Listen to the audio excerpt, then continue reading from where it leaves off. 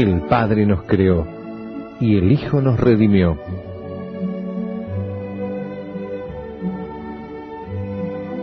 Conocer y amar a Dios exige el esfuerzo de la inteligencia y la rectitud del corazón. Teología para Todos, un curso de religión multimedia.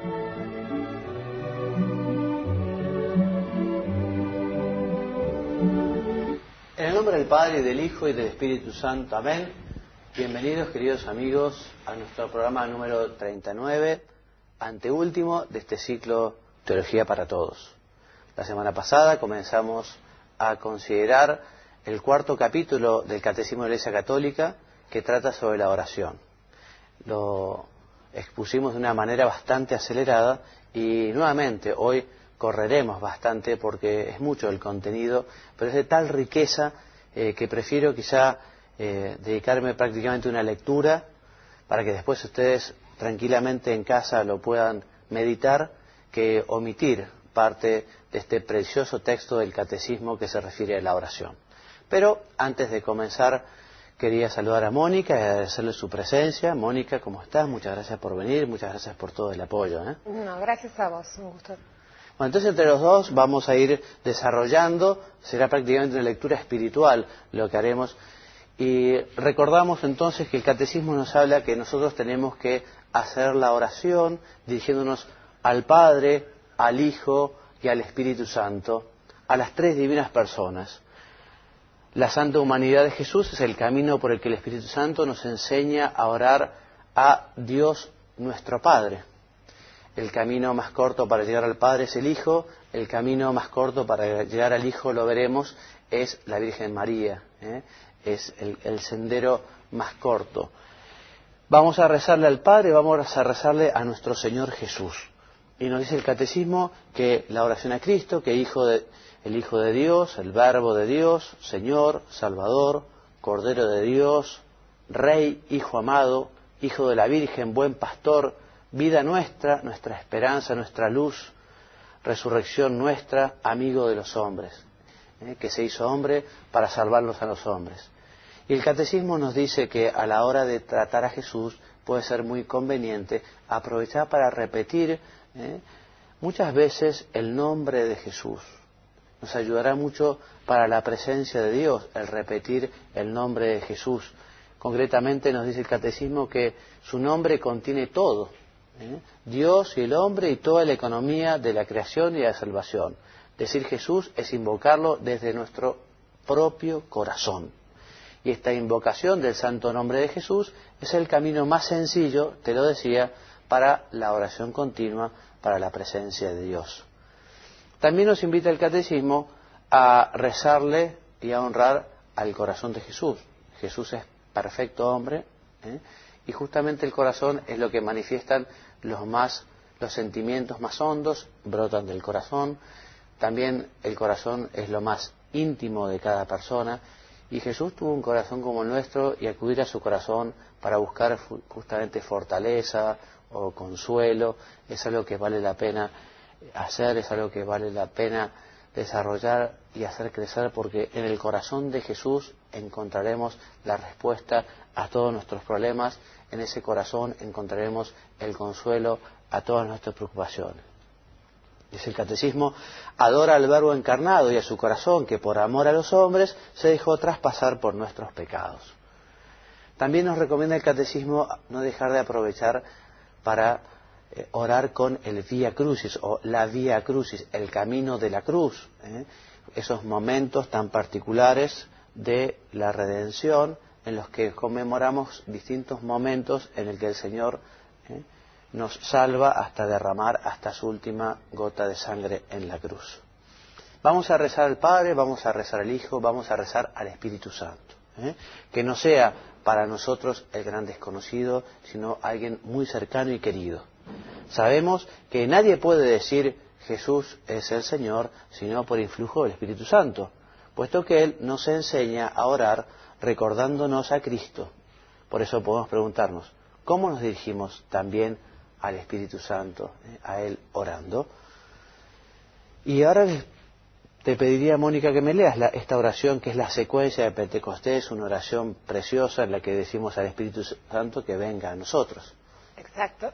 Dice, ven Espíritu Santo, llena los corazones de tus fieles y enciende en ellos el fuego de tu amor. Muy bien. Y también te pediría que me leas de la liturgia bizantina el tropario de vísperas de Pentecostés. Rey celeste, Espíritu consolador, Espíritu de verdad, que estás presente en todas partes y lo llenas todo, tesoro de todo bien y fuente de la vida, ven, habita en nosotros, purifícanos y sálvanos, tú que eres bueno.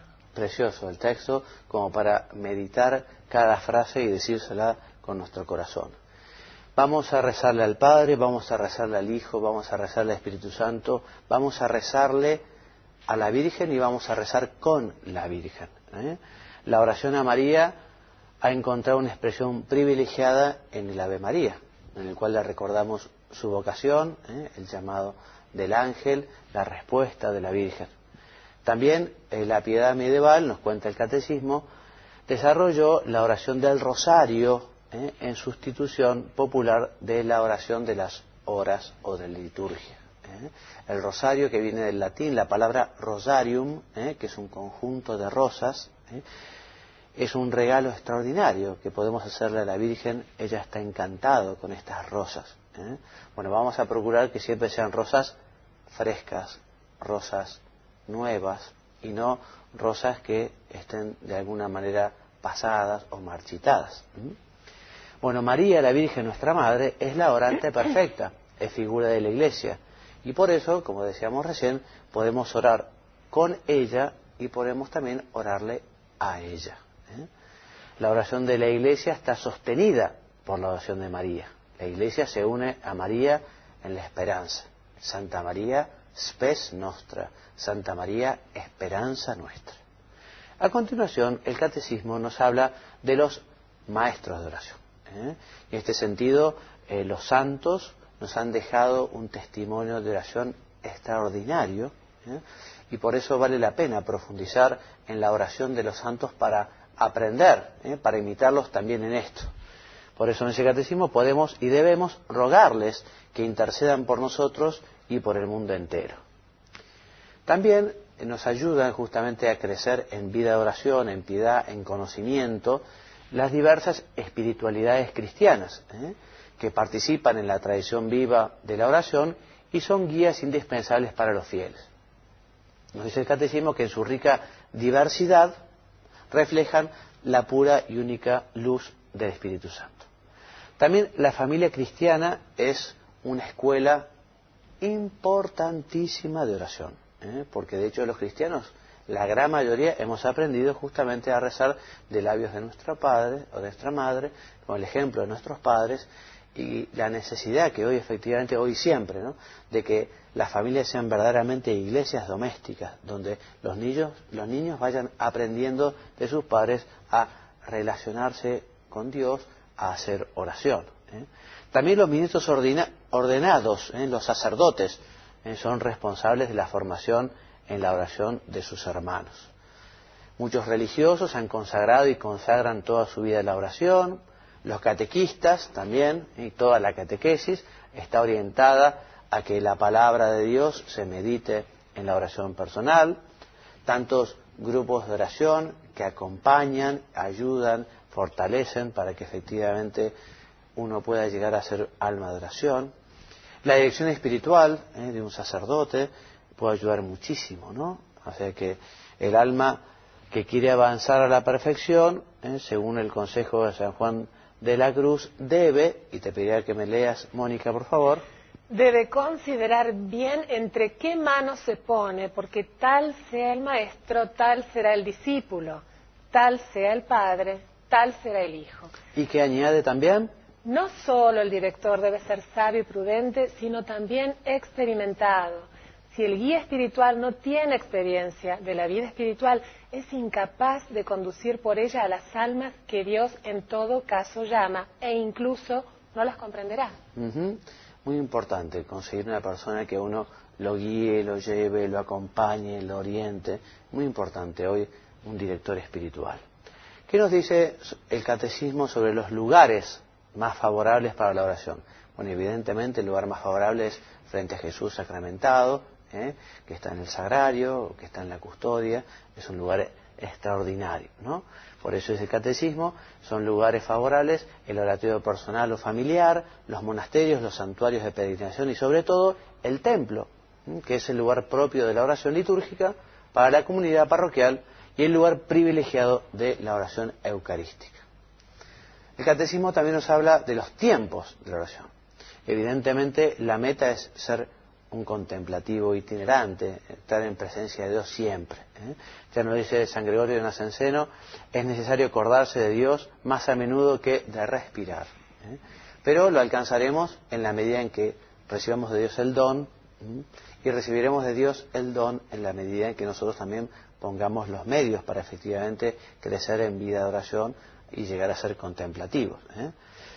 Pero en ese catecismo no se puede orar en todo tiempo, si no se ora con particular dedicación en algunos momentos, que son los momentos fuertes de la oración cristiana, de intensidad y en duración.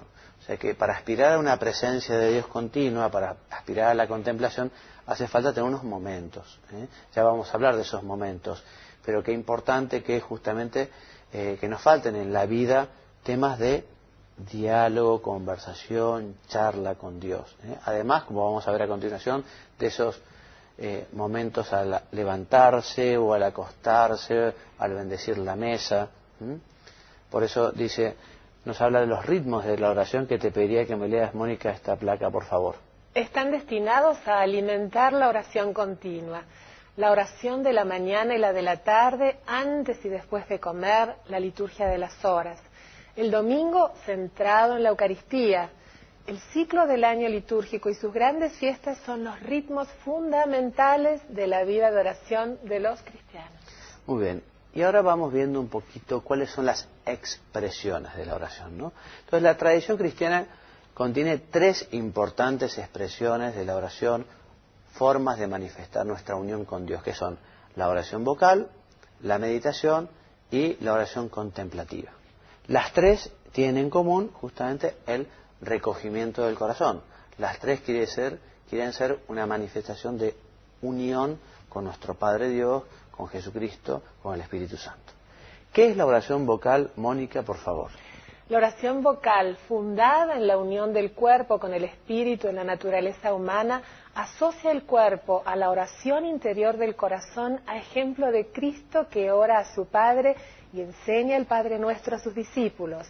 Que nuestra oración se oiga no depende de la cantidad de palabras, sino del fervor de nuestras almas. Lo dijo San Juan Crisóstomo. Exactamente. Por eso también dice Santa Teresa que yo no llamo a oración a veces, aunque mucho menos los labios, porque a veces, digamos, es un palabrerío, puede llegar a ser. Por eso el tema de la intención en la oración es importantísimo. Lo veíamos, ¿se acuerdan? La semana pasada, cuando comparábamos, Jesucristo comparaba, ¿no?, la oración del publicano con la oración del fariseo. El fariseo estaba allí en el primer lugar y se llenaba la boca con sus bondades. Sin embargo, esa oración no llegó a los ojos, a los oídos, digamos, del Señor. En cambio, el otro sí que salió justificado. Muy bien. La meditación, Mónica, por favor. Es sobre todo una búsqueda. El espíritu trata de comprender el porqué y el cómo de la vida cristiana para adherirse y responder a lo que el Señor pide. Habitualmente se hace con la ayuda de algún libro que a los cristianos no les falta, las Sagradas Escrituras, especialmente el Evangelio, las imágenes sagradas, los textos litúrgicos del día o del tiempo, los escritos de los padres espirituales, las obras de espiritualidad. En la meditación comparamos, por ejemplo, si leemos la vida del Señor, el Evangelio, bueno, cómo vivió nuestro Señor, cómo estamos viviendo nosotros. Leemos la vida de un santo y vemos cómo, o sea, hay una comparación y nos ayuda a la reflexión, a la meditación, al examen de conciencia. Por eso dice, meditar lo que se lee conduce a apropiárselo, confrontándolo consigo mismo. Los métodos de meditación son tan diversos como diversos son los maestros espirituales. Lo importante es avanzar con el Espíritu Santo por el único camino de la oración, que es Cristo Jesús. Por eso la meditación hace intervenir el pensamiento, la imaginación, el deseo, la emoción. La oración cristiana debe estar orientada hacia el conocimiento del amor del Señor Jesús en unión con Él. Bueno, y la contemplación, Mónica, por favor. Busca al amado de mi alma, esto es a Jesús y en Él al Padre. ¿Qué es esta oración? Santa Teresa responde, no es otra cosa oración mental, a mi parecer, sino tratar de amistad, estando muchas veces tratando a solas con quien sabemos nos ama. En la contemplación se puede también meditar, pero la mirada está centrada en el Señor. Así es. La elección del tiempo y de la oración, en fin, lo que a cada uno el Espíritu Santo le pida. Por eso es bueno en la oración preguntar, bueno, ¿y cuánto tiempo, Dios mío, Dios Padre, Dios Hijo, te parece que dedique a la oración? Cada uno a la oración el tiempo que le pida a Dios, ¿no? Y esto es importantísimo. Yo lo ponía en un marco en las casas de todas las familias, porque no se hace oración, no se hace contemplación cuando se tiene tiempo, sino que se toma el tiempo de estar con el Señor, con la firme decisión de no dejarlo y volverlo a tomar, cualesquiera que sean las pruebas y la sequedad del encuentro. Es fundamental, porque si vamos a esperar que tener tiempo para hacer oración, no vamos a hacer oración nunca. No se puede meditar en todo momento, pero sí se puede entrar siempre en contemplación, independientemente de las condiciones de salud, trabajo o afectividad, dice el catecismo. El corazón, lo decíamos también recién, es el lugar de la búsqueda, del encuentro en la pobreza y en la fe. La contemplación es un don, una gracia, que por eso ahora aprovechamos para pedirle a Dios. La oración contemplativa es una relación de alianza establecida por Dios en el fondo de nuestro ser. También la oración es comunión, comunión con la Santísima Trinidad. La oración es mirada fijada en Jesús. Yo le miro y Él me mira, decía un santo cura, decía a su santo cura de Ars, un hombre que hacía este tipo de oración, mirándolo al Señor. Esa mirada que nosotros hacemos al Señor es correspondida por la suya, y la mirada de Jesús nos purifica. La contemplación es escucha, no solo hablar, también escuchar, a ver qué es lo que nos quiere decir Dios. Nuestra oración participa en el sí del Hijo hecho siervo y en el fiat de la Virgen María. Hágase mí según tu palabra, dijo la Virgen, y Jesús también vivió para cumplir la voluntad del Padre. Nosotros también, en la oración, vamos a buscar la voluntad de Dios, a conocer la voluntad de Dios para decirle que sí. Las palabras en la oración contemplativa no son discursos, sino ramitas que alimentan el fuego del amor. La contemplación es unión con la oración de Cristo en la medida en que ella nos hace participar en su misterio. La oración siempre supone esfuerzo. La oración es un combate. ¿Contra quién, Mónica? Contra el demonio, contra nosotros mismos y contra las astucias del tentador que hace todo lo posible por separar al hombre de la oración, de la unión con su Dios. Se ora como se vive, porque se vive como se ora. O sea que es lucha. La oración no tiene nada que ver con una simple operación psicológica, no es un esfuerzo de concentración para llegar a un vacío mental. Tampoco es la oración una actitud y una palabra meramente ritual. Nosotros tenemos que luchar contra la sequedad, contra el desaliento, con la tristeza que puede venir en algún momento. Tenemos que luchar contra la distracción, que es algo habitual, pero no nos detendremos quizá en la distracción. Trataremos de llevar la distracción a Dios y retomaremos con el discurso, con esa conversación que llevamos con Dios. Esta humilde toma de conciencia de que estamos distraídos, que nos cuesta, nos debe empujar a ofrecernos al Señor para ser purificados. El combate se decide cuando se elige a quién se desea servir. Bueno, seguimos avanzando porque nos queda poco tiempo. Entonces, también sabemos que si hay dificultades, si pasamos por un momento de sequedad, bueno, bendito sea Dios. Esa oración seguramente va a valer muchísimo más que otra porque la hemos tratado de hacer con esfuerzo y con amor. Lo que no tenemos que hacer es dejarnos llevar por la pereza, no tenemos que dejarnos llevar por la asedia o asedía, que es la tibieza para abandonar lo que Dios nos pide. En la medida en que hagamos oración vamos a crecer en humildad, en la medida en que nuestra oración se humilde también vamos a crecer en cercanía con nuestro Señor, y esa cercanía y esa oración nos llevará a crecer en la confianza filial de sabernos hijos de Dios. Una observación llamativa: cuando alabamos a Dios o le damos gracias por sus beneficios, no estamos preocupados por saber si esta oración le es agradable. Por el contrario, cuando pedimos, exigimos el resultado.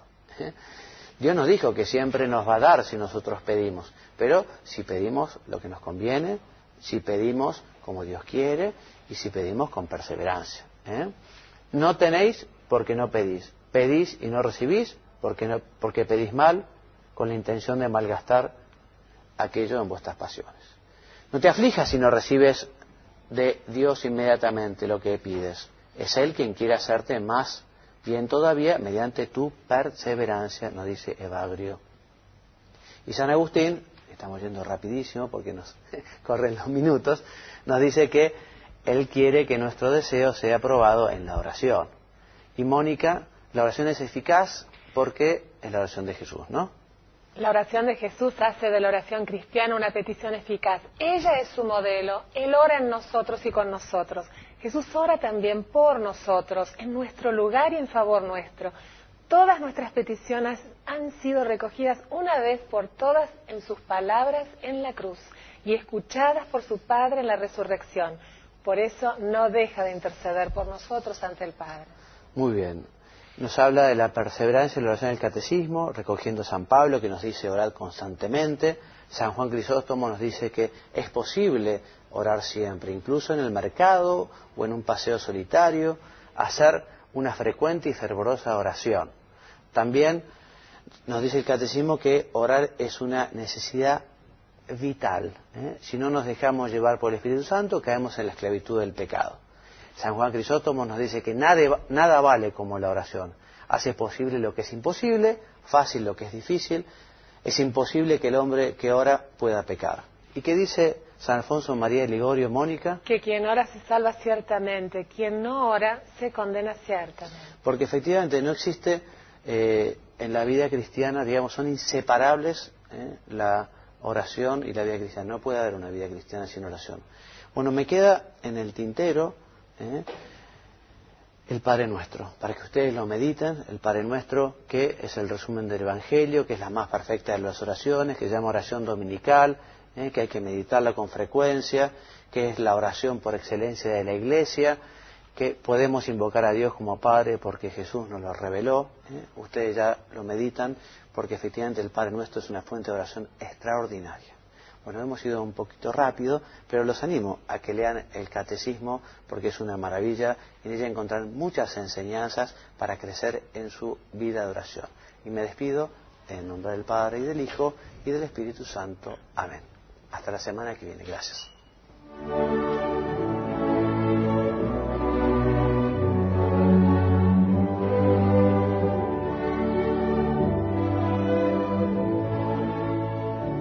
El Padre nos creó y el Hijo nos redimió.